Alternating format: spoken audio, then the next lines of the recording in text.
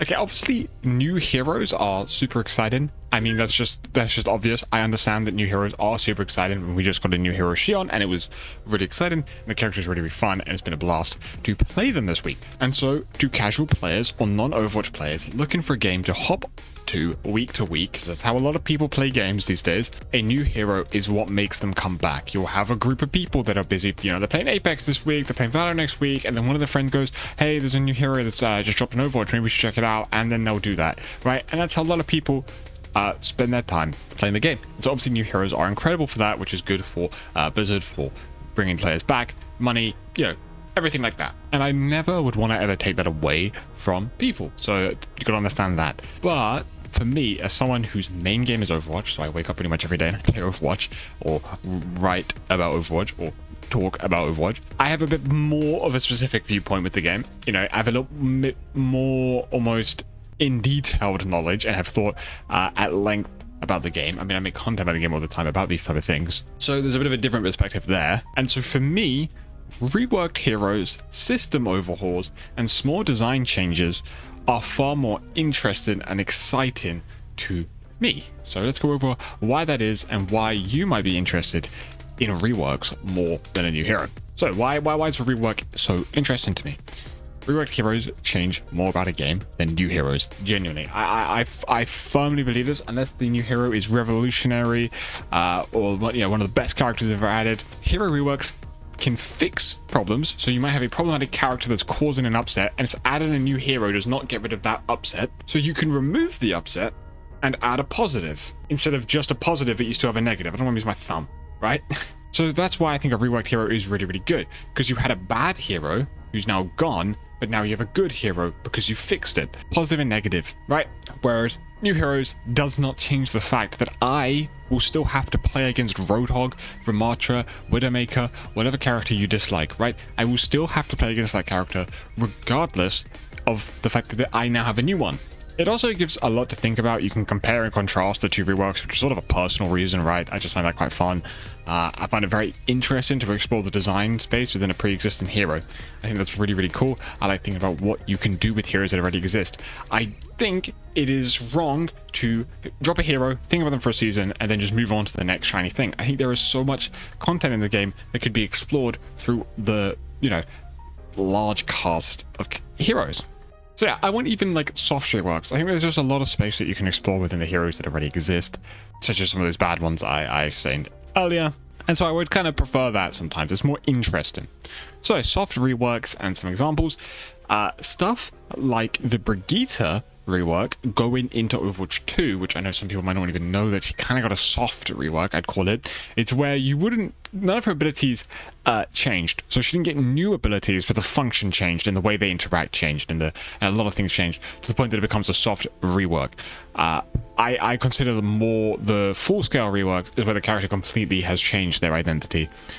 So for instance, Sombra, you know, pick any Sombra version in the last 3 years compared to now, or go back even 4 years, right? That character gets completely reworked.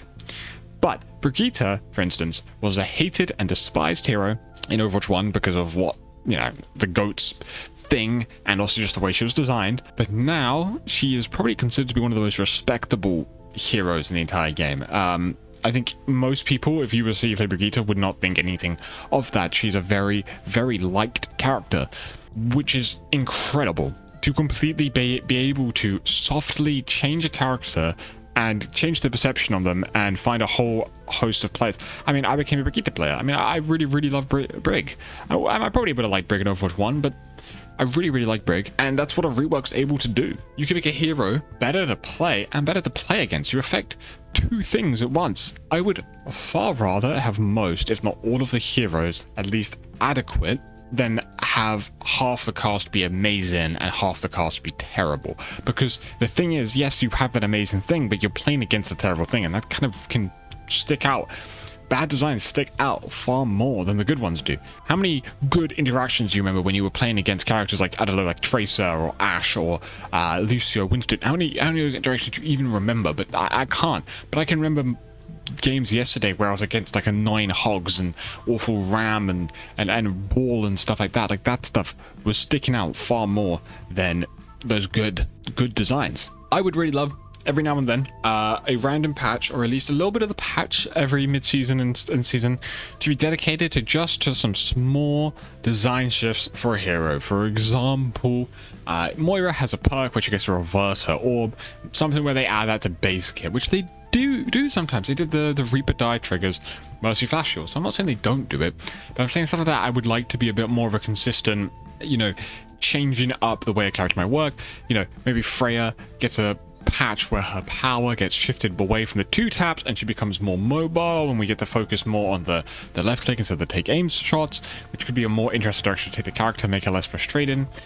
Maybe we get a small change that makes Ram block have a damage limit, so it blocks 1,000 and it breaks, or something like that. I don't know. Just things like that are small but noticeable, do a lot for the game, and they can stack up over time. And the reason I'm advocating so much for soft reworks and small changes is because they're far easier to do than the big ones. For instance, the things I just mentioned was either add a perk or just a numbers tweak, across the kit. But it acts as a soft scale rework because it's got an idea of a design in mind. So like that Freya thing I said, if you were to reduce some of her mobility cooldowns and give her some of her damage onto her left click and take away some of that take aim damage, that would change fundamentally how Freya is played without needing to actually fully rework her. Because like I said earlier, Reaper got die triggers, and even that being added to base kit made the hero significantly more fun and interesting, like just instantly.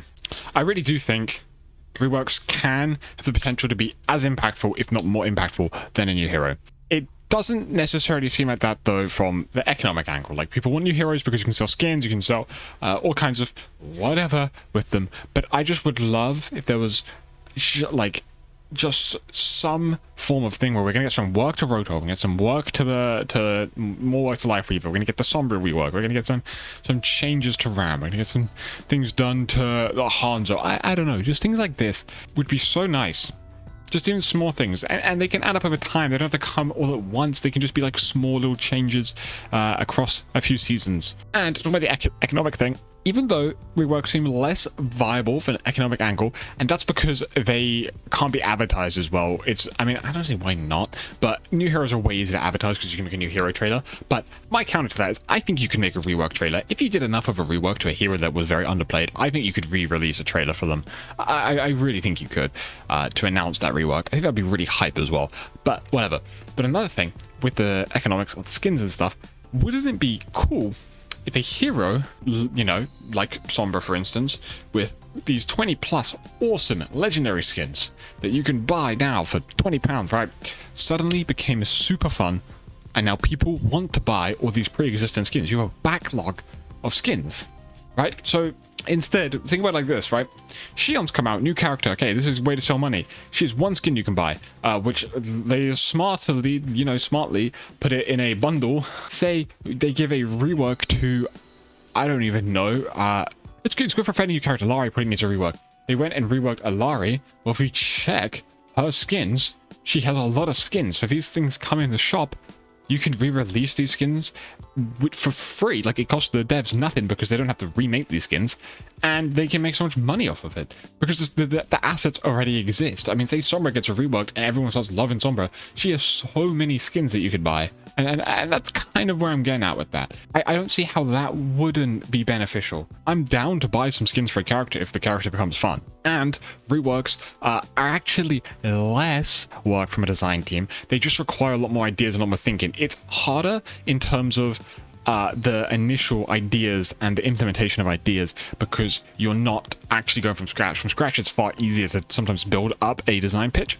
But taking an existing hero and trying to think, okay, how do we make this hero better while still appealing to its current audience is very difficult. But it doesn't require, typically, any rendering work, visual work, and you don't actually have to make a character. You don't have to come up with the lore, you don't have to come up with the story, you don't have to come up with the look of the character, no skins, you don't have to render anything unless you add new abilities and new animations and stuff with the rework. And so from that angle, it's not going to be as difficult. So yeah, anyway, wrapping up, my deal direction, I still want new heroes, I like new heroes, but maybe if we could alternate some rework, style design changes, and a new hero, I personally would love it if it was like one season we got the rework, one season we got a hero, or if it was 2 heroes, then a 1 rework, 2 heroes, 1 rework, or something like that. Even soft stuff. I know there's not that many characters, I guess, that need insane amounts of work, but it would be nice. So yeah, that's it. If you agree, I think I really like reworks. And those are all my personal reasons. You can still just prefer new heroes. You can not care about reworks. You can get nothing out of them. It's all up to you. But I personally would really enjoy them.